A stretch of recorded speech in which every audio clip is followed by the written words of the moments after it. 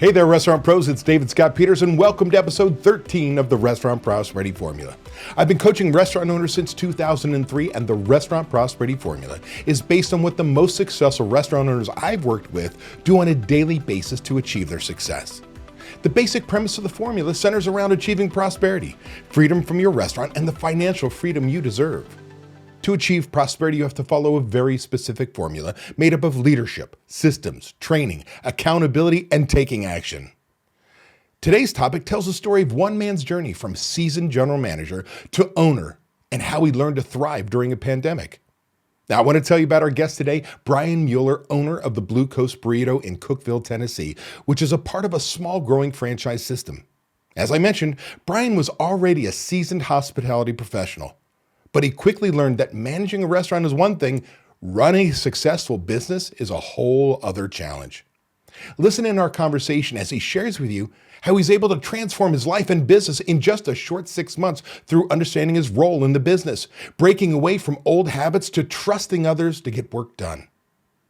Brian will share with you the secret to his success, where he now has time off each week, management he can depend on, a bigger bank account, and the prospect of a second store all during a pandemic.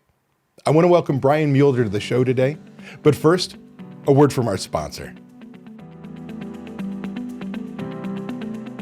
This episode is being brought to you by the Catering Coach. If you are a restaurant owner, now more than ever, you need catering as a profitable, proven, multiple revenue stream. But right now, who has the time to establish all the checklists, systems, packing lists, and proven methods to grow your catering business? And who are your catering customers when there are very few catering events? You need the Catering Coach. Sandy Coram, the Catering Coach, and her team will show you the path to immediate catering profits by taking out all the guesswork of what works right now in this ever-changing world. Catering is not what it was last year, but catering is still profits, profits, profits. Learn the systems, learn the checklists, learn the out-of-the-box methods that successful restaurateurs are using right now to be catering profitable. Just visit thecateringcoach.com/DSP. I want to welcome Brian Mueller to our show today. Brian, I'm so excited to have you. Thanks so much for taking the time to be with me. David, I'm excited to be here, be a part of it. I mean, as I was contemplating all of this stuff as we were going into this, it's really been a neat ride over the last 6 months. So I'm excited to kind of share that. Cool. Well, let's talk not only with you. So let's talk a little bit about your background, because you're not an atypical owner for me. I typically have independent operators. Now, you are part of a system, and I'd love for you to share a little bit about the Blue Coast Burrito and kind of what that is, how you fell into it, and really kind of your journey, so that we can then share with how you're really seeing a change in your life, not just your business, but your life. But talk a little bit about how you got into the business, how you got into this specific business and ended up being an owner. Well, I'm an old school restaurant guy, and left the restaurant business, did a few things in between, and now I've gotten back into the restaurant business about 9 years ago. I walked into Blue Coast Burrito, which is a quick serve restaurant. And build your own burritos, tacos, salads. We can figure out how to do it.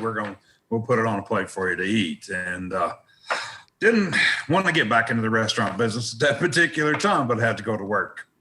So just over the course of this period, I do what I do. I love the hospitality industry. Began to moving into, they had an owner manager in there, not doing a lot of the right good things. So anyway, I stepped up, started doing the things I did. Long story short, the other two owners came to me, said, "Are you willing to run our restaurant?" And I did. And at the time it was in very bad shape, not doing the volume. The other owner was really walking off with a lot of the cash, and all of the stuff that could go wrong. So in that meantime, I did what I do. I managed the restaurant. We grew our sales. We grew our reputation. And then through the whole process, the opportunity came along for me to buy it about 2 years ago. So you from the ground up as a restaurant manager by I've tried to get out of this industry 3 different times. It's like, it's a disease. Hospitality is a disease that you really love when you're in it. So you kind of walked in and said, I need to change professions back to being a restaurant operator. But you started as a general manager, and this is a franchise, right? This is a system that literally is got units all over the country, correct?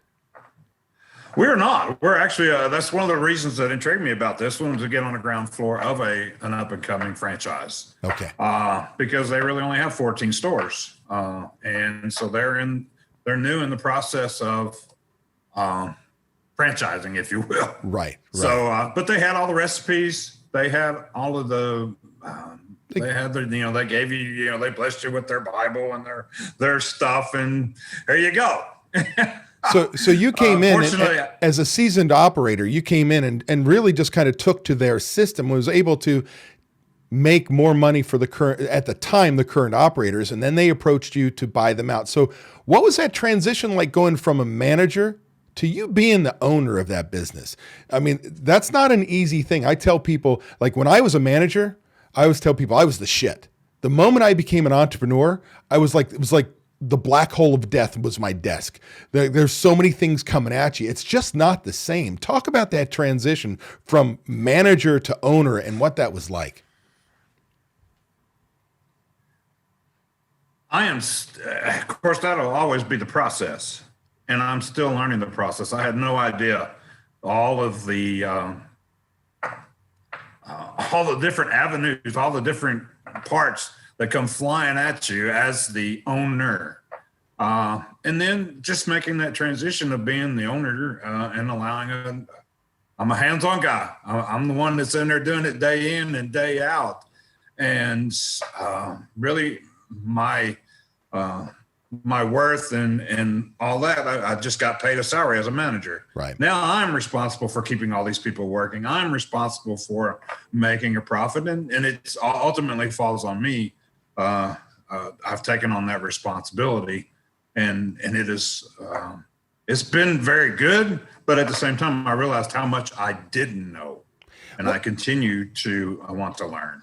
Yeah, and isn't it, I want people to truly understand, because often managers look at the owner and go, man, you're making all this money and this is easy and I'm doing all the work. But people don't understand what it's like to work on workers' comp and payroll and make sure taxes are paid and marketing is done and the HR issues. And then there's inventory and procurement of product and making sure it's utilized properly, and labor and all the labor laws. And like, this all happens at the same time. I think being a restaurant owner is probably the hardest job there is out there, because most companies have a department head for all those things. You are the department head. And it really is a wake-up call. I mean, if you were to sit there and talk to a general manager of another restaurant and say, oh, you're looking to open your own business, it sounds romantic, it sounds easy, but it's not, right? It is romantic when things go well, but it's not that snap your fingers and just as you are a great manager, but you doesn't necessarily translate to being a great owner. Is that correct?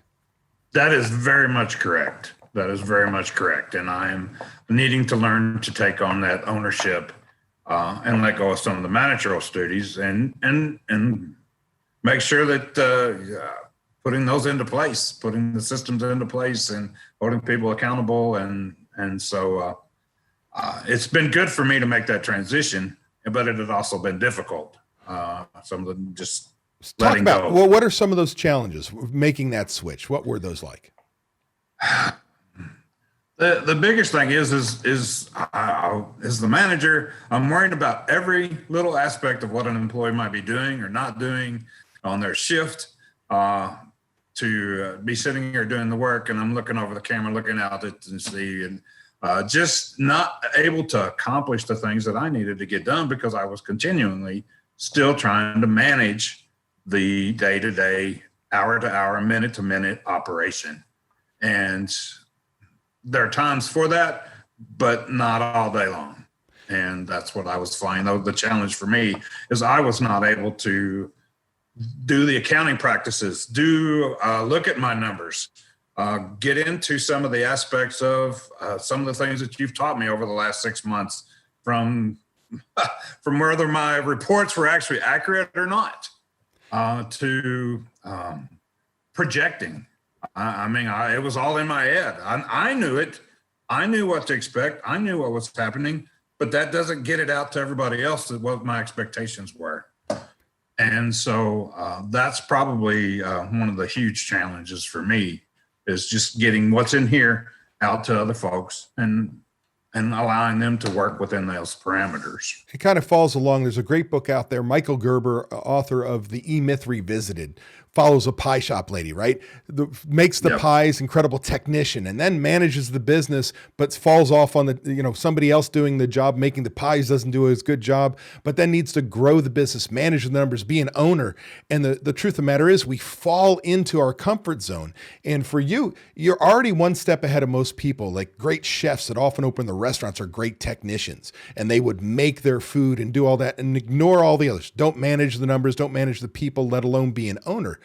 You already knew to be the great leader of your business. The challenge was, hey, now there's all these new responsibilities that weren't necessarily a part of ever opening up to a general manager. Again, insurances and liability and all the things that go in there.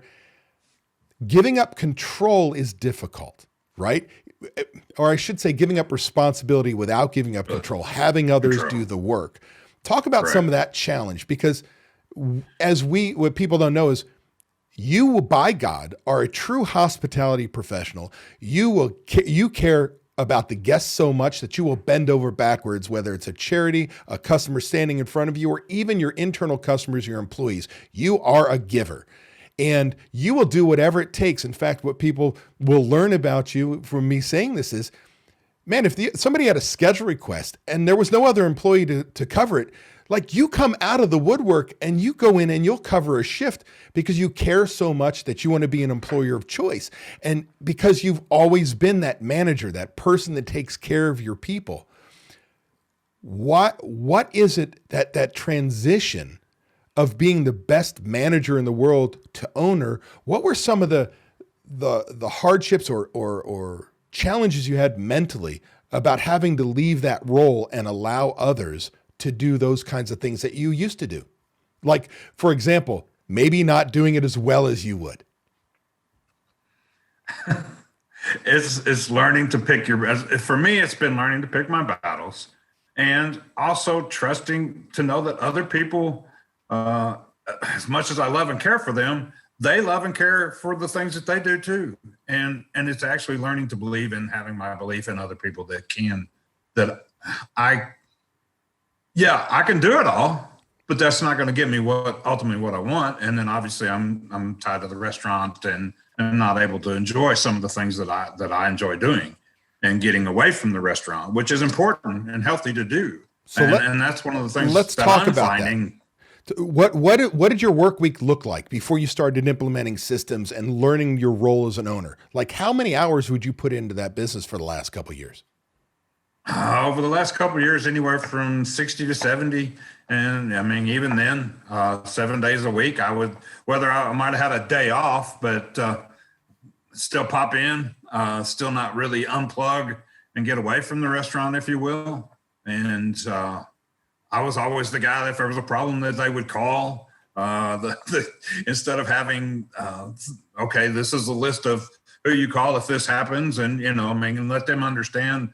I mean, it was always, you call me. And I mean, instead of allowing them to do that. And it made me feel good. But at the same time, I'm like, yeah, I'm tired of doing that. And that's not a life that I want to continue to live from now and finish out. I mean, your dream of owning that business was not to be there 60, 70, 80 hours a week. Your dream to open that business was to provide for you financially, but also give you this life, this idea of, if I'm the owner, I'm going to have time off, right? That is correct. And that is where I want to build people. I really do. I want to build people and have, and so to do that, I have to figure out and how to learn how to implement and lead and be the owner. So let's talk a little bit about this. So you're part of a franchise, and they've done a good job with the logo. They've done a great job with the food, the prep systems, the presentation systems, the ordering systems, the operational, how you run your restaurant. But like many young franchises, even older franchises, there's often a gap from you being the operator to you being the owner and truly not only understanding your numbers and running based on budget and proactively managing your business, but that it's okay to pull yourself away as long as you have these controls in place. Share with me a little bit of those struggles. Before we met, what was life like and what were your biggest challenges? Wow, David, there actually just taking a step back and looking at it and developing other leaders and and getting getting them to do the job. I mean, and holding people accountable. I'm old school restaurant. I expect people to come in and do the best and give me the full hours, and it's a different generation, and nowhere in the time of that we've been, that I've been doing this, there are so many different generations within the restaurant. And for me, the biggest challenge was communication and getting them to understand the importance of doing the systems. And it's not that I don't trust them. I do trust them, but I also want to make sure that things are done the way that I want them done. And there's a reason that I want them done that way. So did you find what I'm listening to? There's a couple things. Number one, I hope people understand and feel that the weight of when we start to viscerally think about the challenges we have, that it gets us in the gut. And I clearly see that, that it's still not completely gone. But there's two things I heard in that. One is, I got employees, and while you want to trust them and teach them and so on, you didn't necessarily have the trust. They weren't necessarily executing. And then you were flying in and being the superhero. That when they fell down, which they almost always did for you, you would come in and save the day, which means you could never leave. Like if you wanted something done right, that phrase, do it yourself, you were doing that. You wanted to have others help, but they couldn't. Something was getting in the way. What was that one thing? Was it lack of training? Was it lack of leadership? Was it just old school habits of, that's how you were raised? In the restaurant business, you do everything. You do whatever it takes. What was that challenge like for you? The challenge for me is letting go of it. I mean, it really, and realize that yes, I can come in and do every bit of it, but that's the way it will be forever and ever and ever and ever. And, I've just got people coming along making messes, and I come in and clean them up. And for me, that was not what I wanted to continue to do, especially as the owner. I wanted to be able to enjoy the fruits of the labor that were being put in. Yeah, especially for you, because it wasn't that you weren't making money. Like you had a good living coming from that business. You were a successful operator. What you didn't have is any time to enjoy. Correct. That is absolutely correct. No time at all to get away. I mean, I told you when we met, I wanted to get 2 days off. So, I mean, so you got to this point of you knew you needed to make a change. What were some of the things you tried before you and I met? Like, was it another website? Was it another coach? What did you try and do? Books? Oh, yes. I wished I could have invested all the money that I've invested into other systems, other organizations. Not that they were bad. They taught me, I learned from them. I was able to take things away from their training. But it really didn't get into doing the day-to-day operations and helping me in the restaurant business. And I really, and I have found over the course of the last several years, there's really not hardly anybody out there that understands the restaurant business and how complex. Everybody's like, oh, it's not that hard. I mean, it's a different beast. I have done manufacturing. I have done, just a lot of different things. And it is definitely different. But it's one of those things. It's like that drug. You get the hit from the hospitality, taking care of people, and it just gives you that high of getting in there and getting it done. But nobody, but the day in and day out operations can really start to take its toll on me. So were there any specific things you did? Were there other restaurant coaches or coaches just for business coaches? Were there courses you took, online or in university? What were some of the specific things that helped you grow but didn't get you there? Oh my goodness. Gosh. Let's see. I'm a big follower. I love Zig Ziglar. I love Darren Hardy. I've got all of his stuff. I spent tons of money doing that. I've been a part of Restaurant Owners since the inception, and it's always. It's definitely, and it still is today. A very, Jim Lobb and Joe Erickson at restaurant.com, fantastic resource. Absolutely. And that's really, they actually did a conference with another gentleman, Howard Partridge. And that's how I got hooked up with a gentleman with Howard Partridge. Great group of guys, great bunch of entrepreneurs, but nothing really fell directly into the restaurant line of business and the line of work. And that was always my biggest frustration, is that I would, thousands of dollars and thousands of hours into doing their systems, which are great. I did benefit from them, but it never really had a direct impact on my restaurant and the bottom line. It's interesting. I sit there. I could help other businesses, and I have. I've helped Taekwondo studios. I've helped pet food stores. I've helped a myriad of a small group of other businesses, but usually on the side, because what I tell them is, I know the restaurant business. I have the stories from the restaurant business. When you talk to somebody, if they've ever walked in your shoes, because there's nothing like the restaurant biz. When you go to somebody, hey, have you ever in your life gone to pick up a cook from jail because they had a DUI so they can make their shift? Oh yeah, we've all done that, but we all laugh at it, but that's truly the restaurant industry, and you don't know until you've done that. And so I've had coaches over the years for different parts of like marketing and things like that truly help. Yeah. But nobody, unless you've walked the circle, and there are other good restaurant coaches out there and so on. So talk to me a little bit about how you found me and why me? Why did you say, hey, this is the guy I think can help me take my business, but more importantly, my life in the right direction? As I was thinking about this, I really trying to remember 6 months ago, we had the best 2 or 3 months of the year 2020. Things going through the roof. It's like, I am excited about looking forward to the new year. What's happening? Oh my gosh, we're doing summer numbers in February. And it's like, just really excited about that. And then March the 20th hit and literally changed the entire world. Yeah. COVID is not our friend. And so when COVID hit, obviously things begin to change drastically, and we're thinking, oh my gosh, what are we going to do now? And I'm going to say it was either through Restaurant Owners.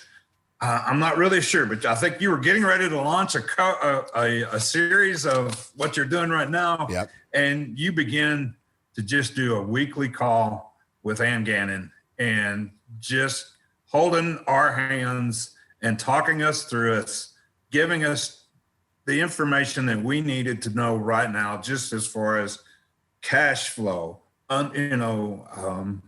what we could do to maintain our business, helping us with different ideas. So just those every week, to know that there's other people, that we're not alone, that we're just, and it's worldwide, to know that that there was somebody that actually understood where we were at. And that's really, like I said, David, I really don't know exactly when that was, but I can tell you the date. It was in March. It was in March, and you changed gears and you began to do what you do. And that's, taking care of people and people that and understanding really where we're coming from. Okay. So basically it was a multiple touches. You discovered me probably through restaurantowner.com, probably a webinar I did with Jim and Joe. Then, as you said, the pandemic hit. So a lot of us as great operators, weren't as great as we thought we were, because when COVID hit, it exposed all of our problems. As long as we have volumes, we can overlook maybe bleeding labor or this, that, the other, or even just your time. Once we got into COVID land and you started to lose employees because you couldn't have them all and you had to even do more than you were used to doing, you start to ignore some of the other things. So then, as you'd mentioned, Ann Gannon, who is a principal of the Largo Group, a restaurant accounting firm that I refer to all my members to, she and I did kind of a weekly series of webinars, live group coaching calls to help people learn how to handle your cash flow, to handle PPP and so on. And it was kind of our way of, in panic mode, how do we help our industry that's on fire? And so what was it about seeing me those multiple times? What said to you, this guy actually knows what he's freaking talking about? Because there are people listening to us right now that have been circling me probably for decades now. I've been in this since 2003. What was it that called you and said, yeah, I can trust this guy. This guy knows what I'm talking about and can help me? He's just the knowledge and the care that you, when you speak from the heart, and the knowledge that you have gotten over all of these years. We're just shine through, and you're a little younger than I am, but we spoke the same language. And you actually, when I said something of, labor cost or the frustrations of my food cost, I mean, you understood exactly what I was talking about. And you sold yourself just based on the information that you shared with me, and just the coaches and just the conversations and the calls that we had. I'm trying to think, I was looking at some notes that I'd taken and written down, but more importantly, David, you cared about me. You didn't try to force a system on me. You had a formula, but you took what I had and the knowledge that I had, and you showed me how I could benefit from just working with you. And the benefits, I mean, I know we're going to get into those. I mean, some of the things that I've already done just in a short period of time. Why don't you segue right into that? Talk about what were some of the first shifts? What are the first things that happened for you, whether financially or getting controls of numbers or people? What were some of those first things, that big ahas? You opened up an avenue for me to, I was ordering 4 times a week. And you're like, we talked through the system, and I mean, now I'm doing it twice a week, and the hours that it has saved me and the worry that it has saved me making that switch allowed me, to continue to put those hours to work other places, to put those hours. And then I was able to accomplish more things. And now I'm down to 1 day off. I mean, where I do not do anything in the restaurant. When I was talking to you, there was no days off. And this is during the pandemic when sales have shrunk and labor issues and so on. I mean, it's kind of when you say, people may go, well, of course you don't order 4 days a week. But when that's the system and that's what you've always done, it's very difficult for us to take a step backwards and go, what is that really costing me in time and money? And how do I train others? And it's sometimes that little shift, that nudge to go, why are you doing that, is sometimes all we need, because all we know is our 4 walls. And we often fall into the most dangerous phrase of our business. And that is, that's the way we've always done it. Right? Correct. And that was a very popular saying. Well, that's just the way we've always done it. And so that's one of the questions I ask now is like, okay, are we doing that because that's the way we're always doing it? Or is that the best way to do it? And that's one of the things that you were able to help me discuss and for us to be able to hammer out. Just the looking at it from a different perspective and taking your knowledge and your experience and sharing that. And so what's it like to have I know I want you to have 2 days off, but we're in the middle of a pandemic still. And you got to 1 day off. What is life like having a day off? I mean, truly a day to unplug and not have to go into that business and do something on a computer or whatever it may be. it has made me it actually has made me help me in the business because I'm able to think clearer when I go back in and I'm not having all of the stuff pile on. We're implementing the systems and we're doing things that make a difference and getting to asking the employees, okay, have you, instead of showing them and telling them, I'm asking them, have you talked to a manager? Have you talked to a team leader? Or have you just making that shift for me and my mindset is clear and I'm able to continue to move forward and to do what an owner's supposed to do. And that's continue to invest in the business, invest in the people, and ultimately work towards having that full freedom and still having a business. So one of the things that I teach is that you have to have an implementer, somebody to help you get shit done. And part of this having a day off, part of this being able to communicate better with the team and so on, you have an implementer now. Her name's Hannah. She happens to be related, and it doesn't matter if she is. She kicks ass. Talk about what it's like to have just one person on your team who understands what needs to happen and help you get this done. What has that opened up for you? Oh my gosh, that's of course she's 19 now. She was 12 when we started this business. And she started licking stamps and putting, on birthday cards, labels and all of this stuff, and then doing our chips and tables. So she has been a part of the business since we've been a part of the business. Right. And it's but to have her now desiring to want to, she's got the hospitality gene. She definitely is very good at what she does. When we first started this, we'd go places and she would go, "Gosh, Dad, you know everybody." It's a different story now. When we go together somewhere, she knows everybody and everybody knows her name. And that's it. Not only is that a proud for her daddy, but it's also as somebody to have her like that, to know that she understands. And she said this even 2 years ago, she goes, "Dad, I get this." She goes, "This is our life." And she goes, "This is what provides for us." And she goes, "So I understand, why we have to do it the certain way and why we do it." And so to have her now willingly and wanting to be a part of to take us to the next level and to start managing this store. Obviously, I've told her too, I'm not a good example. I want to help.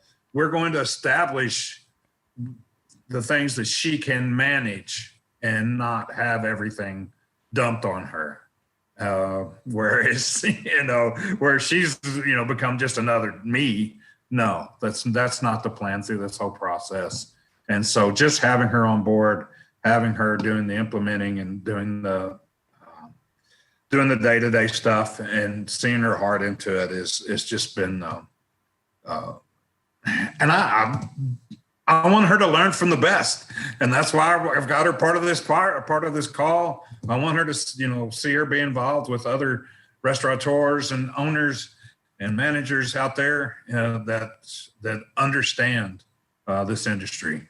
So, well, one of the things is she's allowed you to step away because you can trust her. Now, a lot of people think, oh, well, related. Often that's a hard badge to cover. I grew up working for my mom, and people judge a family member harder than anybody else. She can't screw up. We talked about that. She knows it. Like, she's late one day, they're going, oh, she's a manager only because she's related.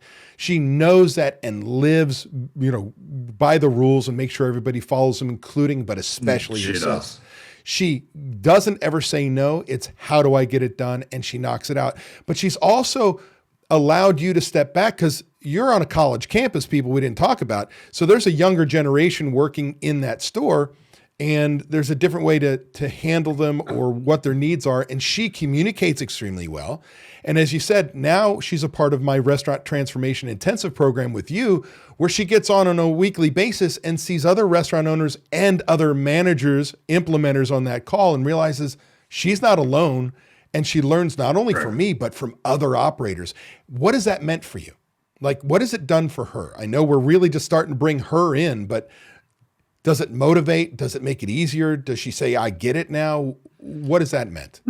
It motivates her. It definitely motivates her. We were just having a conversation last night. We've had to make some changes for today, and today's typically my day off. But I am, but listening to her, she goes, "Dad, we have to have a meeting, and we need to have a." And she's lists all of the things that she wants to cover. She goes, "I'm working on a list right now of the important things and some of the things that I'm seeing and some of the changes that I want to make." And as far as just employees go. It's definitely motivated her and allowed me to step back and allow her to have that freedom. That's awesome. So I'm very excited about seeing where that goes and encouraging her and helping her along the way as best as I know how. Fantastic. Let's talk a little bit about your numbers part, whether having accurate numbers to work with versus before or after to changes in the bottom line. What are some of the financial changes or numbers changes that you can trust now that you're 6 months in? Well, when we first started, you and I spent a long time on my sales report from Aloha. I never understood it, and I always asked questions for years. And they were like, "Well, it is what it is, and that's just the way the system works out." Meaning, for years and years, you couldn't get it to balance. You didn't know the right money made it to the bank, right? Yes, correct. And you got on the horn with your Aloha dealer, and they said, "These are the numbers. The report's right," but we could never get the right numbers before, right? So correct. We spent hours. Do you balance now? We balance every day now. And actually, and I've got other people entering that in, so I'm verifying it. And one of the things you asked me too, how much? I think what was some of the questions you were asking me? How much comps and discounts? Yep. And I had no idea, none. I could not tell you what my percentages were, how much they were. I could tell you what they were, but I didn't know what those were, as far as the number. And now I know that every day. And that's just, and to be able to see that and know when we run different specials and different things that are happening, to be able to monitor that and see that. And now I can answer that question because I just pull up the Google Drive. There it is, the DSR tracker, and it has all of my information on how much discounts, how much, all of the information that I put in. And there. we talk about numbers. What was it like when we put together a budget and you could see the changes that you would make and what that meant to your future? Like, because did you have a budget before we started working together? No, I had no budget. I just knew in my head that I wanted to run 30% food. If I hit 20% labor, then I was doing okay. And then I would match those two together. And like I said, it was like, well, okay, no, I'm running 55 or 59, I've still got that much to play with. So, but to have a budget and go, okay, no, I did not. I did not have a budget. I did not, I'm like I said, I'm old school. I did an inventory every week. I wanted to know what my food cost was, but really how accurate, I felt like it was pretty accurate, but at the same time, I didn't know where it was to fix the problem. Right. And so I mean, what about your bank account? Like, without going into great numbers, in the middle of a pandemic, and I have a little inside information because, we all work with Ann, your bank account got a lot better in the middle of this pandemic as you started implementing systems and taking time off. Yes? Yes, it did. It got better. The cash flow was much better. It was a much positive aspect of it. I was able to pay my bills. The transit. I mean, and a lot of it goes back to my suppliers being willing to work with us and all of that. But still, the fact remains, I still owed them that money. Now it's to the point where I do not do that anymore. We pay us a couple of days out, we get things done, and that way it definitely helps with the cash flow. Monitoring that every week on a weekly basis and seeing those numbers is in the middle of a pandemic, you reduced and eliminated your accounts payable, are paying within days, having money in the bank. You've reduced your food cost and your labor cost, and you're taking time off. Is that right? That is correct. That would be it. So what was What was maybe an unexpected shift? Because again, we're now January of 2021 talking. The pandemic's been going on for 9-10 months now. We're hopefully seeing light at the end of the tunnel. You've done this all during a pandemic when restaurants are shutting their doors. You've improved. What were some of the unexpected shifts? Like, what surprised you in doing this in the last 6 months? Just the resiliency of my staff and willing to work. Obviously we had to switch gears and get our takeout down and our, which we were kind of just dabbling in. Delivery, we were just dabbling in all of that. It was no dabbling. It was hit it and hit it hard. And through that process, the system was developed and we're handling it very well. Now we're able to have diners back in. Just now I'm looking at expanding, in the middle of all of this stuff. And so like, really, Brian, is this, but I feel very confident in the steps that I'm taking to be able to do that. So what does life look like today? So life, you've got time off, you're making money, you got an implementer, you're training managers, you're looking at a second location again in the middle of a pandemic. What is life like from 6 months ago today? And that's only 6 months. And you've only touched the surface on the systems we've got to put in place. That is correct. What is life like for you right now? Like, do you feel better, less stressed? What is it like? Oh my gosh. Yes. It's so nice to be able to leave. I don't have to stay and close the restaurant. When I'm done with that, I can check in with everybody. I can leave and have that time to get away and put the computer away and do the things that that I enjoy doing. And at the same time, it's also allowed me to have much more focus on doing the things that will grow the business, that will strengthen the business, that will help our longevity. To be able to stay in business at a much better rate, to be able to help my staff, keep them employed. So many of them, so many people now that are struggling just to find work. And it's been pretty amazing to be able to do that. Well, you're a good man, because again, we're cut from the same gene. We may be just slightly, I'm not that much younger than you, but the fact of the matter is, we're old school hospitality, and sometimes that gets in our way because we want to take care of people. And that's kind of what made you a prisoner to your business. But now you can still keep your same core values, help others, keep people employed, service your community, but have time for yourself. Forget about the financial. I always, for many decades, last 2 decades, I've focused most of my coaching on, hey, I can improve your bottom line. Hey, I can improve your bottom line. But I realized it's more about your personal journey and having time off. And the truth is, if you have time off, you're making money, right? And so when we focus on your personal transformation, there's one piece of that. When we talk about working with me, I don't do the work for you, do I, Brian? No. So this is really it's about your transformation, that you're going to do the work. What was it to make that commitment, to realize that nobody can fix this but you?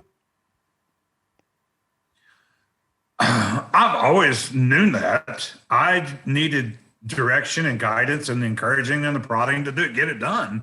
And to be able to sit back and reflect on the things where we've come from. That's what's so been good about this. We're only 6 months in, and you're absolutely right. I'm just scratched the surface on some of the things that we're working on, and that you have to offer, and that you are able to share. And not only that, but all of the other restaurateurs that are part of your group and a part of your organization.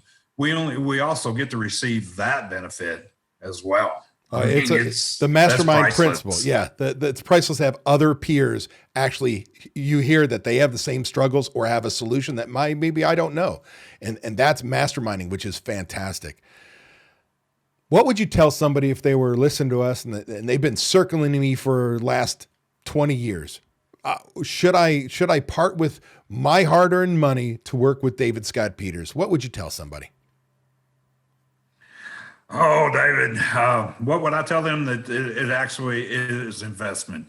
It is not an expense; it's an investment in you and your business. David speaks from his heart and from the knowledge that he has. He really cares about who you are as a person. Your business is that's just what we do. And just set up a call. Set up a call. He'll visit with you. He will. He'll get down with you in the nitty gritty. No, he will not do the work for you, but by golly, he'll be right there beside you, encouraging and doing and helping you do the work and see the benefits from it. I appreciate that very much.